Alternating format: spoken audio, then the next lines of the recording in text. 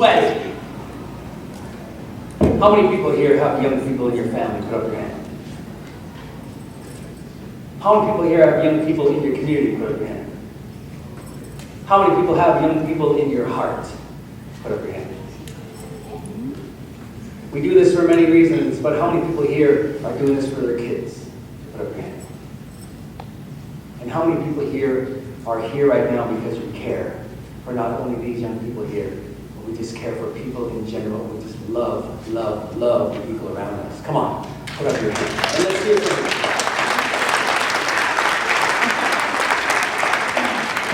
I want you to look left, I want you to look right, I want you to look forward, I want you to look back, and I want you to establish eye contact with somebody, and I want you to give them a real youthful look. Do that now, please.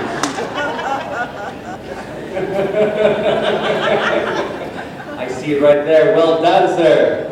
Well done. He's got the barbell stash, and it's youthful, and he's giving me the smile. I love it. My friends, my name is Stan Wesley. I'm Moose Cree First Nation member, adopted into the Haida Nation in Lost Land, and I am so incredibly, incredibly honored to be given this task. So CANDO Board of Directors, Chimigwech for this honor. Over the last couple of days, you've been hearing me use words in Cree, and one of the words I've been using is miswet. And miswet is a very, very, very sacred word where I come from. Randy Bozum from Wichibugumo. It's a different version of this, but very similar. Stan Kapashisa from his factory, which Cree understands this word, and this sweat means people. And when we say people, we all belong within the same circle. These young people, although they've never met before, sit together with a common voice. And the common voice is not going to come from me. It's going to come from them.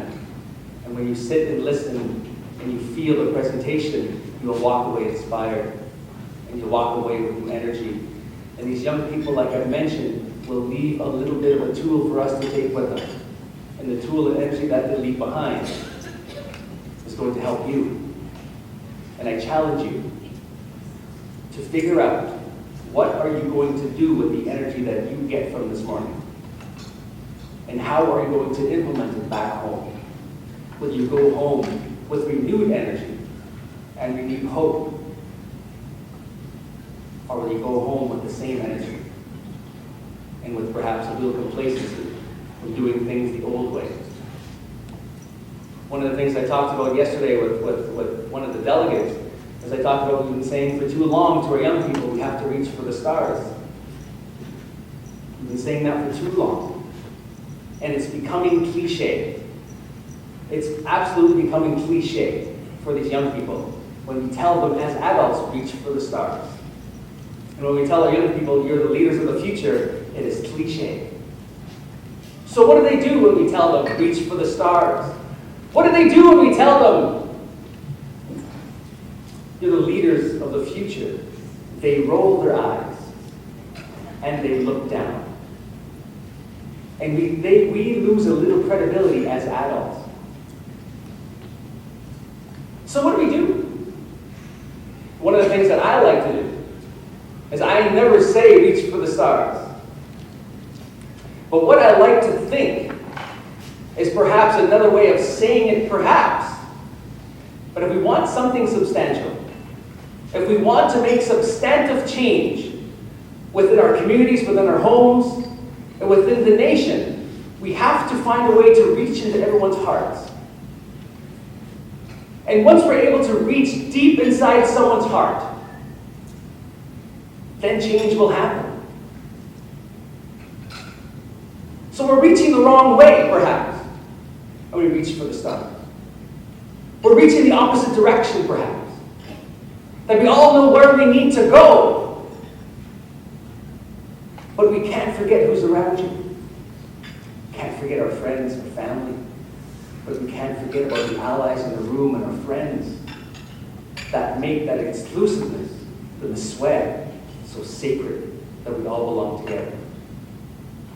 CANDO, well done on giving time for these young people to take the time to use their beauty of words and beauty of energy to to reach into the hearts of the people here. Can do. Well done. Let's give it up for Candy one more time.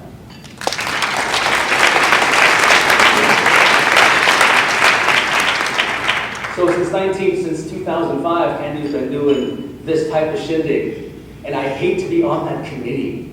And I don't want to know who's on the committee, but they get dozens and dozens and dozens of applicants every single year, and the committee has a daunting task of selecting 6.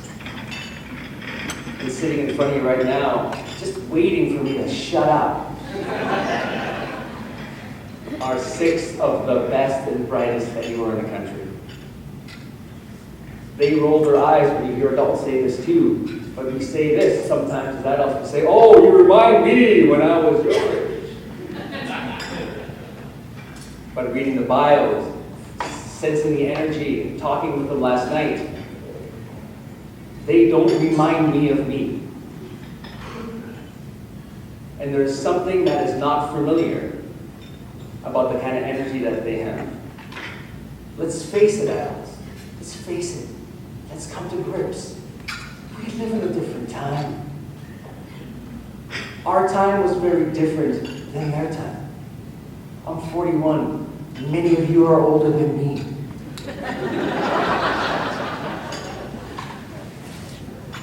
You know what I mean, but you don't know what I mean. And many of you are still in denial.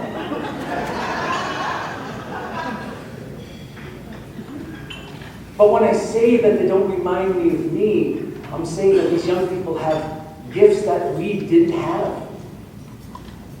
They are starting from a point that we didn't start from. They have experiences that we never got to experience. They have energy that we never had. And it's exciting. So what do we do as adults? How do we nurture young people with energy like this? We take the power that we have, we take the energy that we have, we take the experiences that we have, and we find a way to give it back. We give it away. We give it to these young people. We open up our hearts, we open up our doors, we open up everything that we have, and we give it back. Because we know the ones who will make substantive change in our communities, in this nation, in this world, will be the generation that sits before us. Will be the ones that come after us. So we have a collective responsibility as adults to not only stand back, but to make sure we're giving it back, and let these young people work their magic. And let's never tell these young people it's not going to work. Let's never tell these young people we've tried it before and you're wasting your time.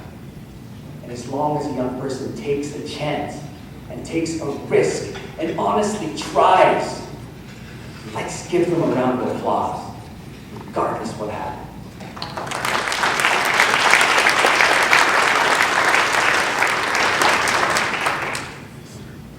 It's time for me to shut up.